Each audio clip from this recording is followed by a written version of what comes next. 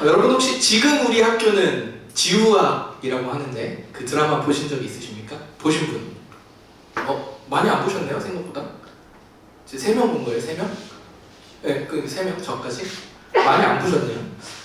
그러면 이 내용을 조금 잠깐 설명을 드려볼게요. 세상에요 좀비 바이러스가 퍼진 거예요. 세상에 좀비 바이러스가, 네, 그 흔한 주제예요. 근데 학교에 이 좀비 바이러스가 퍼지면서 집에도 가지 못하고 어떻게 할 수 없는 상황이 돼서 이 학생들끼리 살아남기 위해서 사투를 벌이는 그 드라마 내용이 이제 지금 우리 학교는이라는 넷플릭스 드라마입니다. 요즘 너무도 흔한 소재죠. 그리고 이 세계관이 아포칼립스입니다. 이제 세상 멸망됐다. 좀비들이 막 뛰어다니고, 네, 그런 것을 따라가는 전형적인 드라마인데요.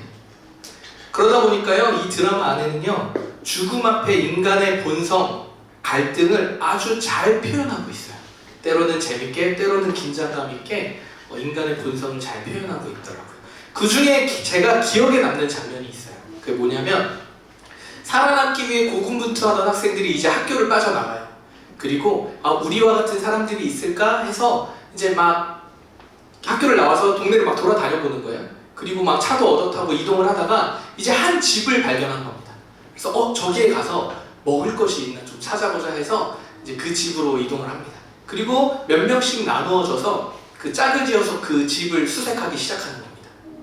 그런데 수색하다가 며칠 동안 밥을 못 먹었는데 너무 배고픈 상태였는데 그 상태로 수색을 하다가 그 싱크대 위에 있는 찬장을 딱 열었는데 라면 한 봉지가 나온 거예요. 얼마나 먹고 싶었겠어요. 자, 여기서 질문입니다. 여러분이 이런 상황이었어요. 며칠 동안 밥을 못 먹었습니다.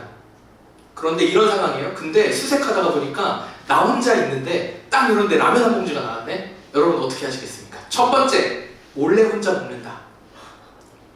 두 번째, 같이 수색하던 다른 친구와 야, 우리끼리만 먹고 비밀을 지키기로 약속하고 둘이 먹는다.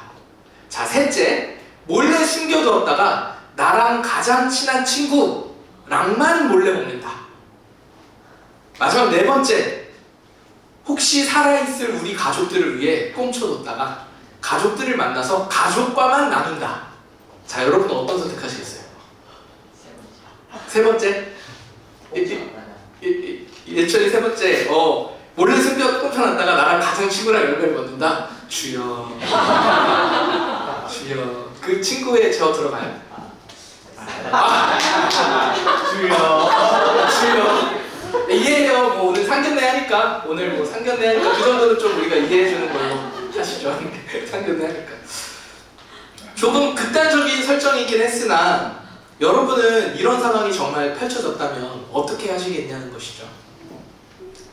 사실 이러한 사소해 보이는 이 선택일지라도 이 선택을 통해서 우리가 어떤 삶의 방식을 택하고 살아가느냐를 한번 돌아볼 수 있게 되는 것 같아요. 내 삶에서 나는 어떠한 선택을 하면서 살아가고 있는가? 광야와 같은 인생에서 나의 생존을 위한 선택을 할 것인가? 아니면 함께 사는 법을 택할 것인가? 오늘 우리가 중요하게 우리의 영 가운데, 우리의 마음 가운데, 우리의 삶의 태도 가운데 던져볼 질문이라는 것입니다. 오늘 이 시간 예수님의 마음을 품고 더 나은 선택을 이어가는 우리 모두가 되기를 그리스도의 이름으로 축복합니다. 더 나은 선택을 할 것인가? 어떻게 더 나은 선택을 할 것인가? 이 선택에 있어서 그리스도인들에게는요, 명확한 기준이 있습니다. 예수님은 어떻게 하셨을까? 성경은 무엇이라 말하는가? 이것이 그리스도인들에게는 가장 중요한 기준점이 될 것입니다. 우리는 이 기준을 가지고 더 나은 선택을 조금 더 확장되어서 고민할 수 있다는 것이죠. 그렇다면 예수님은 어떠한 선택을 하셨는가? 예수님은 전지전능한 분이지만 라면 한 봉지를 가지고 어떻게 하셨을까? 예찬이처럼 꽁쳐놨다가 예수님이 제자들에게만 나눴을까? 제가 생각하기엔 축사하시고 12광주를 이렇게 만드셨을 것 같은데. 예수님은 어떤 선택을 하셨는가? 오늘 본문 6절, 7절에는 이렇게 말하고 있습니다. 그는 근본 하나님의 본체시나 하나님과 동등됨을 취할 것으로 여기지 아니하시고 오히려 자기를 비워 종의 형체를 가지사 사람들과 같이 되셨고. 예수님께서 인간의 몸으로 이 땅에 오셨습니다. 우리와 같이 사람의 몸에서 나셨어요. 그런데 오늘 성경은요, 이 이야기를 하고 있는 거예요. 예수님이 하나님과 동등됨을 선택하지 않으시고 종된 인간의 모습으로 오셨다. 이것이 예수님의 선택이었어요. 예수님께서도 선택을 하셨다는 것입니다. 예수님께서 신성을 가지신 그대로 나는 하나님과 동등되기 때문에 그렇게 존재하셔도 됐음에도 불구하고 기꺼이 인성을 가지시기로 결정하시고 인간의 모습으로 오셨다는 거예요. 예수님의 선택은요, 기꺼이 자신을 비우시고요, 기꺼이 신이 사람이 되셨습니다. 이것은 예수님이 선택한 더 나은 선택이었어요. 예수님의 이 선택은 우리의 삶을 돌아보게 합니다. 예수님의 이 선택이요, 예수님에게 어떤 유익이 있었을까요? 우리가 라면 한 봉지 가지고 4가지 질문을 던졌지만 4가지 선택을 생각해봤지만 결국 그 먹는 것에 내가 속해 있거든요. 근데 예수님은요, 인간의 몸으로 오시는 것이 본인에게 유익이 단히 1도 없어요. 신성이신 하나님이 기꺼이 인간의 몸으로 오시는 것에는 유익이 없어요. 같이 나눠 먹는 게 아니에요. 우리가 가진 세상의 가치로, 세상의 가치의 눈으로 볼 때는요, 예수님의 선택에는 유익이 없어 보입니다. 늘 손해보아야 했거든요. 우리는 성경의 말씀을 알고 있잖아요. 예수님이 이 땅에 오셔서 어떻게 하셨어요? 병든 자를 고치셨습니다. 아픈 자를 치료하셨어요. 죽은 자도 살리셨어요. 그런데요, 결과는요, 시기와 질투였어요. 어떻게 예수님을 죽일까 궁리하였더라. 예수님이 유명해지면 유명해질수록 세상의 기득권자들에게 시기 당하시고요, 손가락질 당하시고요, 박해 당하셨다는 거예요. 예수님에겐 유익이 없었어요. 그것뿐일까요? 늘 속고 당하셨어요. 이 땅에 인간으로 오실 이유가 없어요. 늘 속고 당하셨거든요. 병든 자를 고쳐줬어요. 그리고 나서 그 사람에게 나가서 말하지 마. 제발 말하지 마. 나 원래 뜻이 잘 전달돼야 되니까 제발 마을에 가서 나 예수님께 고침받았다 하지 마. 그거 안 해도 너 고침 받았으니 충분하잖아. 그러니까 하지 마. 내 뜻이 드러날 때까지 하지 마. 했는데 어떻게 해요? 고침받고 자랑하러 다녀요. 야, 나 고침받았다. 고침받았다. 예수님이 고쳐주셨어. 그뿐입니까? 예수님이 고침받았다는, 예수님이 고쳐주셨다는 얘기를 들으니까 사람들이 막 몰려옵니다. 뭐 때문에? 자신의 이익을 위해. 고침받고 싶어서. 고침받고 싶어서 이 땅에 예수님을 찾아오는 거예요. 각자의 필요한 대로 예수님을 찾아오는 것입니다. 예수님의 원래 의도와 뜻은 궁금하지 않아요. 예수님이 능력이 있다는 것에만 궁금해요. 그 능력이 나에게 임하여질 것만 궁금해요. 왜 그 능력이 많으신 분이 이 땅에 오셨는지는 궁금하지 않아요.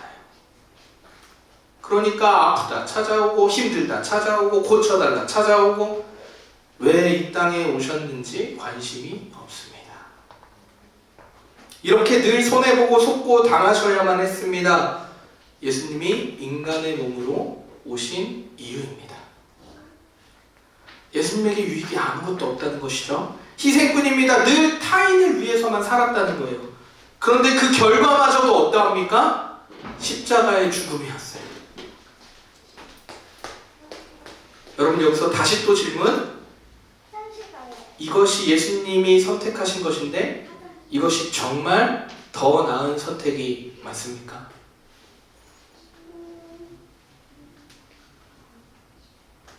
세상의 눈이 아니라 믿음의 눈으로 볼 때 이것은 더 나은 선택을 넘어서 최고의 선택이었음을 우리는 믿음으로 고백할 수 있습니다.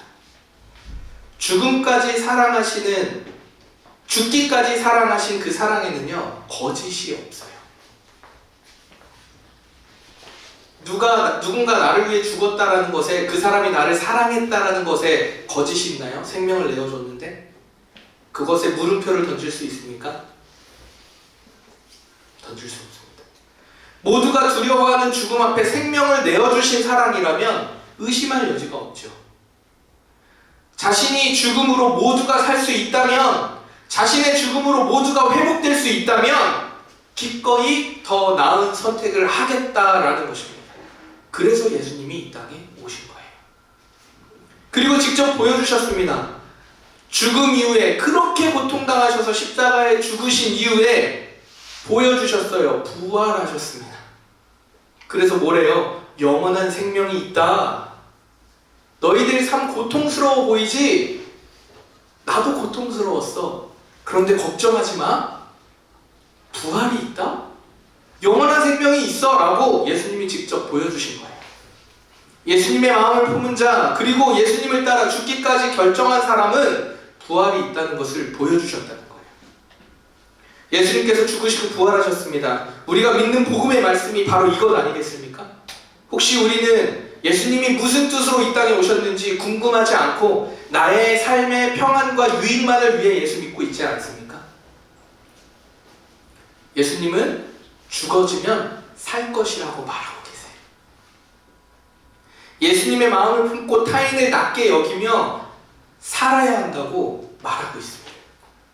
이것이 예수님의 뜻이었어요. 직접 우리에게 보여주신 사랑의 본질이 바로 이것이었습니다. 우리가 살면서 라면 한 봉지와 같은 이 극단적 선택이 아닐지라도요, 많은 선택을 하게 하잖아요. 우리의 삶 속에서 우리는 어떤 선택을 하고 있습니까?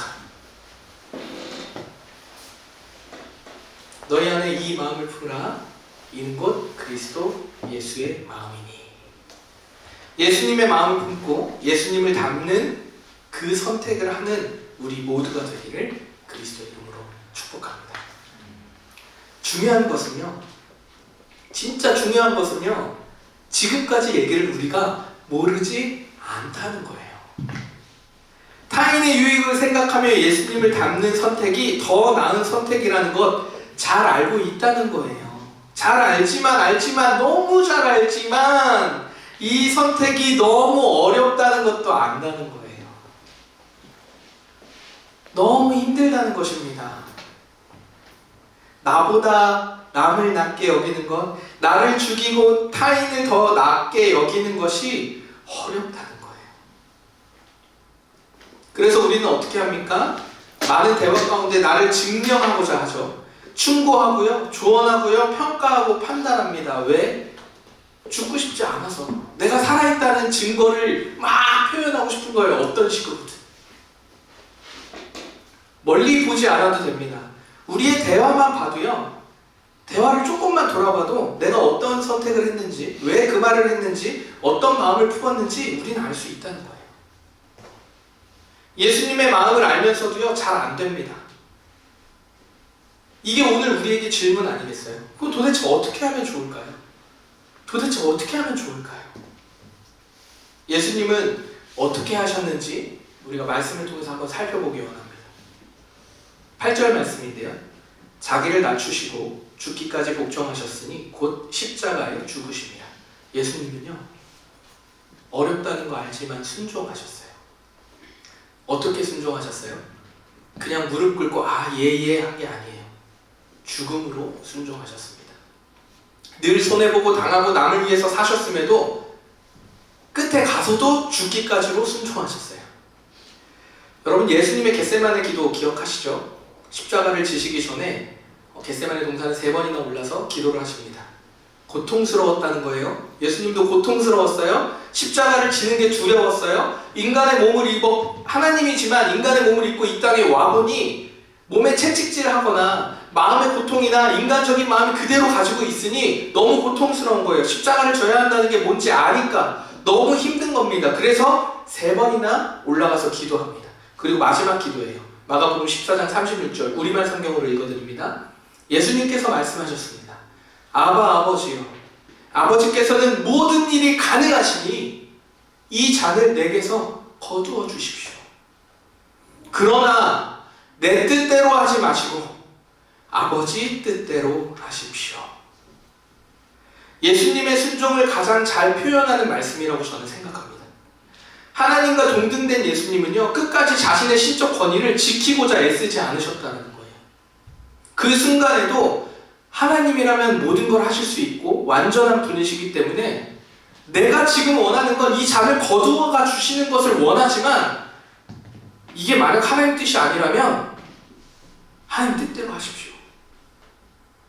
저는 이것이 진정한 순종이라고 생각해요.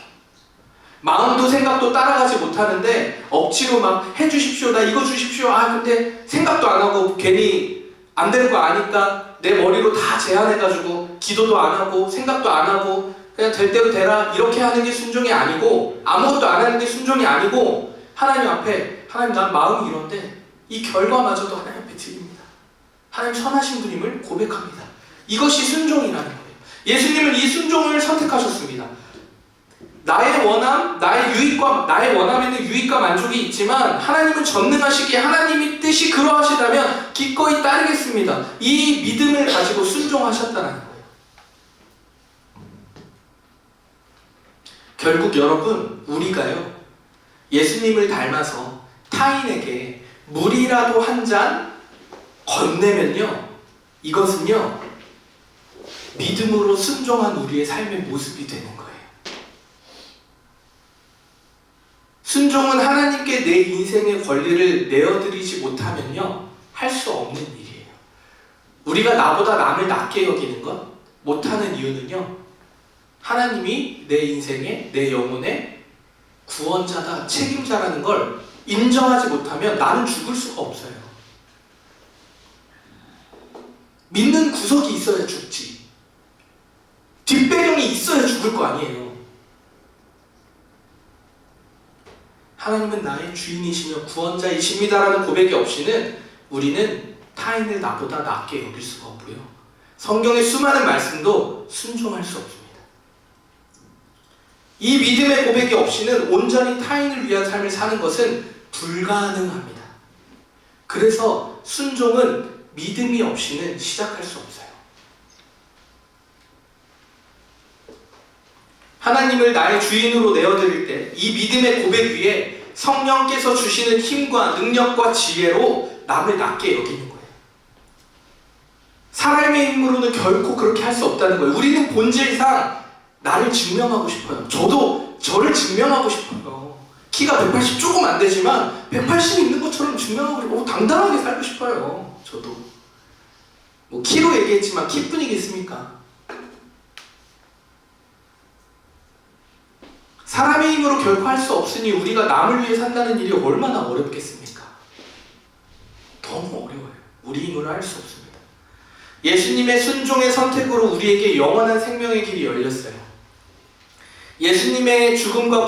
예수님께서 죽음과 부활하심을 선택하지 않으셨다면 우리에게도 동일하게 영원한 생명, 부활 없어요. 예수님은 선택하신 거예요. 본인의 겸손으로 가장 낮은 곳에 오셔서 그 작은 순종이라고 큰 순종인지 작은 순종인지 모르겠지만 그 순종을 통해 하나님의 영광이 되셨고 하나님의 기쁨이 되셨습니다. 그리고 하나님의 형상을 닮은 수많은 하나님의 백성들을 살리겠다고 땅땅땅 이미 끝난 거예요. 수천 년 전에 그 사실은 끝난 겁니다. 이제 예수를 믿는 사람에게는 혼자가 아니라 함께 살 수 있는 권위가 자격이 조건이 주어졌다는 거예요. 그냥 길이 활짝 열려 있어요. 믿기만 하면 돼요.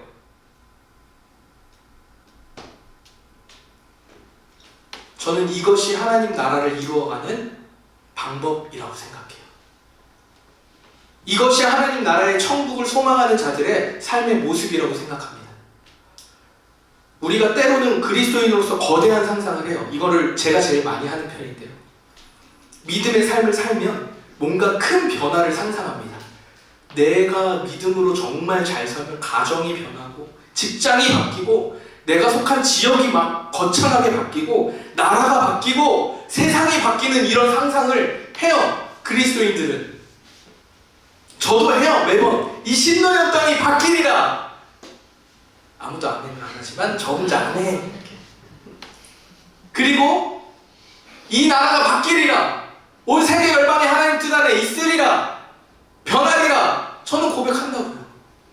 그런데 우리의 고백과 상관없이요, 물론 하나님께서는 지금도 신실하게 가장 선하신 방법으로 이 세계 열방을, 하나님의 나라를 통치하고 계십니다. 믿으십니까? 아멘. 그러나 우리의 상상의 시작은요, 그 통치하고 계시는 문화에 머물면 안 된다는 거예요. 하나님 하시겠지에 머물면 안 된다는 거예요. 어떻게 가야 되냐면, 우리의 상상은요, 오늘로 끌어와야 돼요. 평범한 하루의 순종으로 끌어와야 된다는 것입니다. 나보다 남을 낮게 여기는 마음, 예수님의 마음을 품고 행하는 작은 말과 행동 하나가 나의 삶을 변화시키고요, 하나님의 나라를 이루어가는 줄 저는 믿습니다. 이것은요, 하나님께서 기뻐하시는 일이고요, 하나님의 영광된 삶임을 저는 믿는다는 거예요.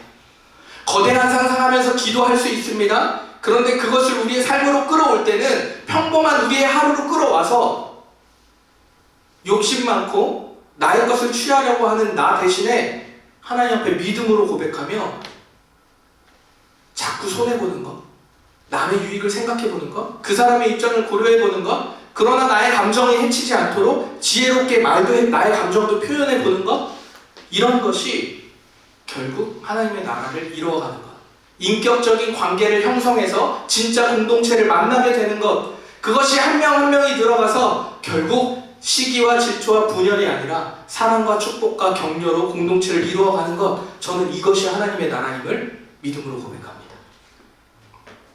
하나님의 뜻은요, 일에 있지 않아요. 하나님의 뜻이 일에 있을까요? 내가 예수님이 이 땅에 오셔서 일에 있으셨을까요? 내가 이것하고 이것하고 이것 해야 될까? 이것만 있으셨을까요? 아니요. 하나님의 뜻은요, 일이 아니라 사람에게 있어요. 하나님의 뜻은요, 일이 아니라 관계에 있다고요. 하나님과 나와의 관계, 사람과 사람 사이의 관계에 하나님의 뜻이 있어요. 벌어지는 일, 현상에 하나님의 관심이 있지 않아요. 돌들을 통해서도 찬양받으시는 분이 일어나는 일들 하나에 반응하시겠어요?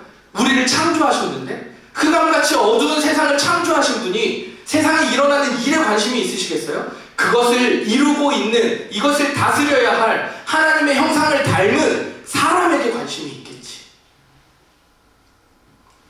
진리를 담은 본질의 삶에서 우리는 기억해야 합니다. 하나님의 일은 우리의 계획으로, 우리의 열심으로 이루어지는 것이 아니라는 것을 우리가 좀 알아야 해요. 이미 앞서 일하고 계시는 하나님의 일에, 그 말씀에 나와 있는 그 말씀대로 사는 삶에 그냥 동참하는 것이 하나님의 나라의 일에 동참하는 삶이에요. 그것은 평범한 우리 일상에 가득히 넘쳐 있어요. 나의 가족, 직장 공동체에 대하는 나의 태도, 말만 봐도요, 우리가 순종하는지 안 하는지 나온다고요. 그 일에 순종할 때 하나님 일에 동참하는 거예요. 불편한 누군가와 표정 관리 열심히 한번 해보는 거, 이게 하나님 일에 동참하는 거예요. 말씀을 좀 정리해 볼게요.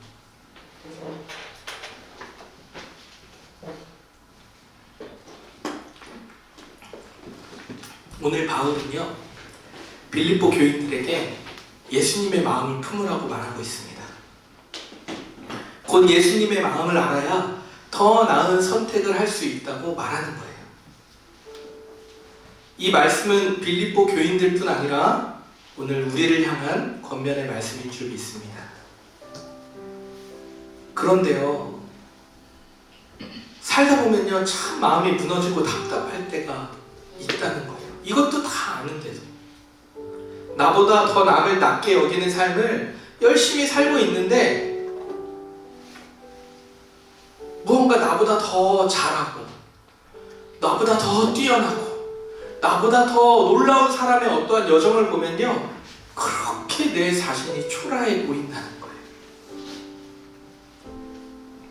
아니, 나는 예수님의 사랑을 알고 그렇게 살려고 애쓰는데도 잘 안 되던데, 저 사람은 믿음도 없는데 어떻게 저렇게 살아가지?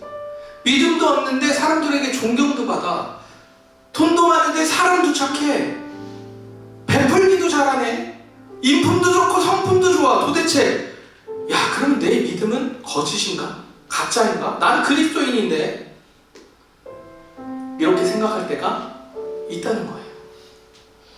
나도 무던히 애쓰는데 나보다 월등히 인생이라는 관점에서 잘 살아가는 사람을 볼 때는요, 너무 마음이 섭섭하다는 거예요. 근데 이것뿐이겠어요? 잘 나가는 사람 보는 것만 섭섭한 게 아니야. 나는 오늘 하루에 평범한 일상에 어떻게 해서든 말씀에 순종하려고 배려와 사랑의 마음으로 가족과 직장의 동료와 사람들을 대하는데 한 번씩 나에게 막대하는 사람을 보면요, 그렇게 현타가 옵니다. 야, 나만 열심히 한다고 되는 거야 이거? 나만 열심히 한다고 되냐고 이게? 라는 마음이 찾아온다는 거예요. 결국 무슨 얘기냐면 예수님 믿고 사는 삶이 때로는 아무 힘이 없는 하찮은 그런 일들로 비춰질 때 내 마음이 무너진다는 거예요. 그런데 오늘 빌립보서 2장 1절에서 4절에서는요 이런 말을 하고 있어요. 권면하고 사랑의 위로 성령의 교제, 궁율, 자비, 섬김과 같이 서로 함께 할 때에 한 사랑, 하나의 뜻, 한 마음을 품어야 한다고 말하고 있어요. 우리 공동체뿐 아니라 세상과 맞닿은 어느 곳에서든지 권면, 사랑, 위로, 궁율, 자비, 섬김의 모양은 어떤 모습으로든 존재합니다. 교회에만 있는 건 아니잖아요. 이런 것들이. 배려와 섬김과 사랑이 교회에만 있나요? 믿음의 공동체에만 있어요? 아니에요. 세상에서도 있어요. 그런데 그 어느 곳에서든지 그 사랑의 여러 가지 모양과 모습이 존재하는데, 그러나 그 마음 깊은 곳에 한 사랑, 한 마음, 한 뜻이 없다면 결국에 인생의 어느 때가 되면 남을 낮게 여기는 마음보다는 나의 만족과 유익이 떠오르는 때가 있다라는 거예요.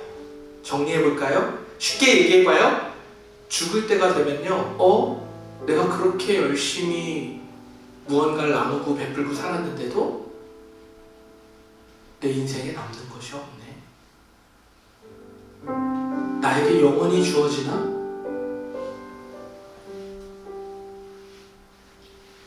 그런 고민을 할 때가 온다는 겁니다.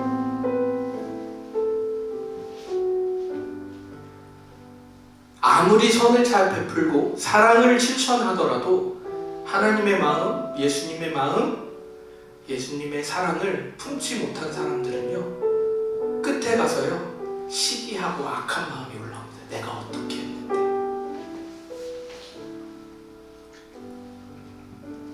오늘 함께 예배드리는 우리 모든 성도 여러분, 낭망하지 마시길 바랍니다. 예수님을 닮아 나보다 남을 더 낮게 여기는 그 더 나은 선택을 하는 사람들은요, 하나님이 기뻐하시는 삶을 사는 거예요.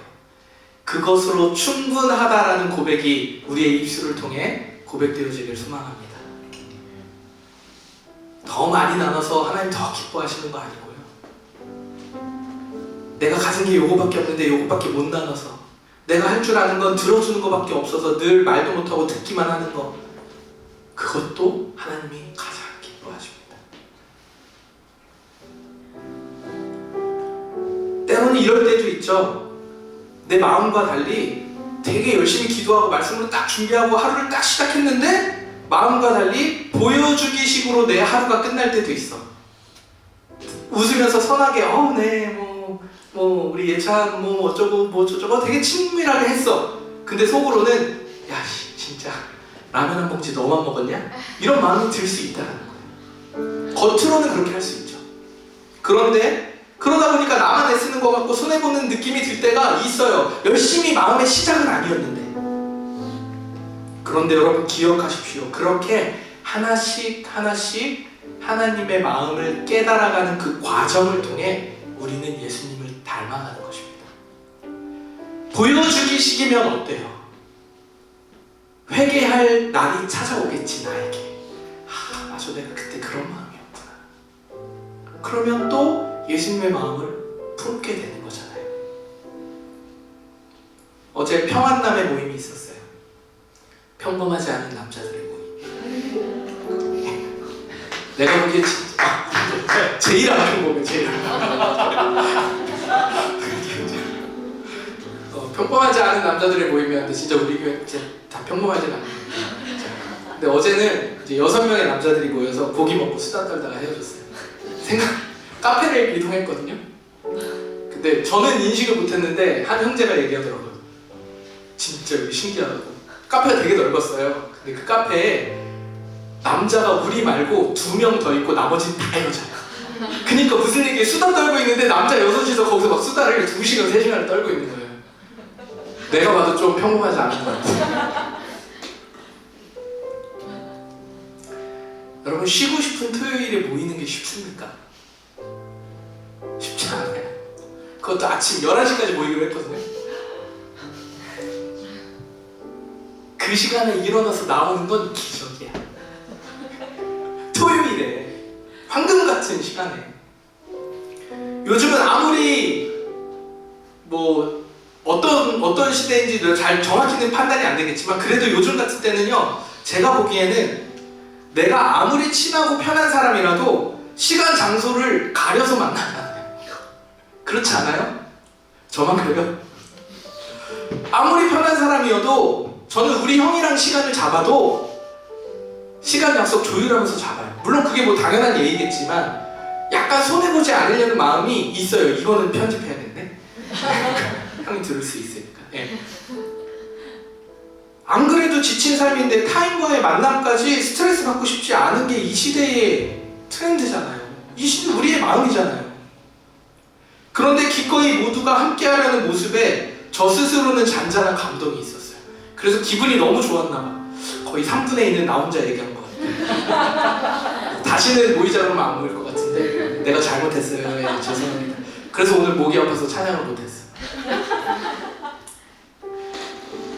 그냥 함께 고기 구워 먹고 이런저런 대화 나누는 것만으로 저는 참 좋더라고요. 그런데 이번 주에 이것만 있었던 게 아니고요. 요즘 신방을 진짜 많이 하고 있어요. 근데 많이 하고 있는 가운데 하루에 약속이 2-3개다 보니까 사실 시간 조율을 좀 잘해야, 이동 시간이나 고려해야 이제 아침에 나가더라도 뭐 점심 저녁 껴가지고 이렇게 잘 이동을 할 수 있거든요. 그런데 이번 주에 만나는 사람들이 유독 자기는 시간이 괜찮으니까 목사님 있는 쪽으로 가겠다는 거야. 괜히 부담스럽더라고. 왜 굳이 나 있는 쪽으로 와? 근데 시간이 안 되니까 그러자고 했어요. 근데 한 3-4명이 뭐 여러 명이 있었는데 그 중에 3명이나 목사님 있는 쪽으로. 근데 이 사람들이 다 멀리 사는 사람이야. 일단 여기 오려면 1시간 이상은 기본이야. 그런데 그 사람들이 기꺼이 나한테 와서 대화 나누고 가는 것까지 하면 보통 2-3시간일 거 아니에요. 근데 그걸 나에게 시간을 써주더라고. 너무 고마운 거예요. 너무 감사한 마음이었습니다. 그리고 나서 제가 스스로 생각해봤어요. 기독교가 욕을 먹고 목사가 욕을 먹고 그리스도인들이 욕을 먹는 시대인데 어찌 보면 욕 안 먹는 방법이 되게 쉬울 수 있겠다라는 생각을 했어요. 왜냐하면 하나님 사랑을 가지고 사는 것 아주 조금만 상식적으로 실천해도 그냥 사랑이 전해질 것 같은 거야. 누군가와 관계하는데 그 사람을 위해 마음을 쓰고 편지 한번 써주고 작은 선물 하나 챙겨가고 그 사람을 위해 기꺼이 내가 시간과 에너지와 물질을 써서 그 사람 있는 곳으로 가면요, 고마워하지 않겠어요? 물론 너무 둔감해서 그것을 또 당연한 권리로 여기는 사람이 있으면 그냥 가서 이제 꿀밤을 한번 때려주든지 뭐 그러면 되지. 그리고 뭐 나도 안 만나 이러면 그냥 헤어지면 되지 뭐. 권리로 알고 있는 사람은 뭐 또 그렇게 하면 안 되죠. 그냥 해본 말이에요. 그러니까 하나님 사랑 전하는 게 별로 어렵지 않은 것 같아요. 이 시대는. 그 사람이랑 같이 있어주면 돼요. 시간을 써주면 되고요. 물질을 써주면 되고요. 나의 에너지를 조금 더 쓰면요, 그 사람이 감동받을 수 있다는 거예요. 그런데 그거 하기 싫은 거잖아. 남을 남보다 낮게 여기는 거. 나도 힘들지만 그 사람의 입장에서 생각해보고 말하고 서로 그렇게 교류하고 대화하는 거, 이것만 있으면 사랑의 관계 조금 더 지금보다 낫지 않겠어요? 그렇다면 이것만 봐도 알겠잖아요. 여러분, 누군가 특별해서 하나님의 사랑을 더 잘 전하는 게 아니라는 거예요. 누가 더 잘나서 전도왕이어서 그런 게 아니라는 거예요. 모두 같이 각자의 입장에서 각자의 은혜가 족한 대로 하나님 마음 안에서 성숙해지는 과정을 모두 각자가 겪고 있다는 얘기입니다. 그러니 이미 우리는 한 마음도 알고 있고 예수님의 마음도 알고 있고 예수님의 뜻도 알고 있고 예수님의 사랑도 알고 있는 우리가 상심할 이유가 있겠어요? 없어요. 우리 안에 관계가 상심할 일이 있겠어요? 없어요. 실제로 갈등이 일어나도 어떻게 하면 돼요? 한 마음, 한 뜻, 한 사랑 안에서 경청해주고 대화해주면 되잖아요. 그래서 믿음의 공동체 안에 필요한 건요, 손가락질이 아니에요. 더 큰 격려와 위로와 축복 그리고 인내가 필요합니다. 믿음의 공동체는요, 충고, 조언, 평가가 필요한 게 아니에요. 잘하고 있다고 격려하는 거, 축복하는 거 괜찮다고, 나중에 돌아오라고 괜찮다고, 그리고 인내해주는 것, 이게 공동체에 필요한 일이라고 저는 믿어요. 우리 믿음의 공동체가 그렇게 훈련되고 그 안에 참된 인격의 평안함을 누리면요, 세상에 나아가서 상처 입고 돌아와도 아이 고생했어 할 수 있지 않겠냐는 거예요. 이런 공동체의 삶이 이어질 때 하나님의 뜻, 하나님 사랑 안에서 참된 사랑이 흘러가는 믿음의 공동체가 될 것을 믿습니다. 여러분, 우리의 인생에서 우리는 예수님처럼 더 나은 선택을 하고 있습니까? 나의 소소하고 작은 선택들이 타인에게 유익을 가져다 주고 있습니까? 내 삶에 예수님의 마음을 품은 더 나은 선택이 있다면 그것은 무엇입니까? 한 주간 그리고 우리 매일의 삶에서 이 질문을 한번 던져봤으면 좋겠습니다. 우리의 인격이 성품이 뛰어나고 완전해서 더 나은 선택을 하는 건 아닐 거예요. 예수님을 믿고 예수님 안에 거할 때 하나님께서 우리에게 괜찮다라고 하셨기 때문에 우리는 더 나은 선택을 할 수 있는 것이지, 내가 잘 준비되어서, 내가 더 완벽해져서, 내가 조금 더 뛰어나서 이런 더 나은 선택, 남을 나보다 낮게 여기는 것을 하는 것은 아닐 것이라는 거예요. 그러니 포기하지 마십시오. 하나님의 약속을, 변치 않는 그 약속을 신뢰하십시오. 그 사랑을 더 의지해서 더 힘차게 누리시는 우리 올디너리 모든 성도님들 되시기를 그리스도의 이름으로 축원합니다.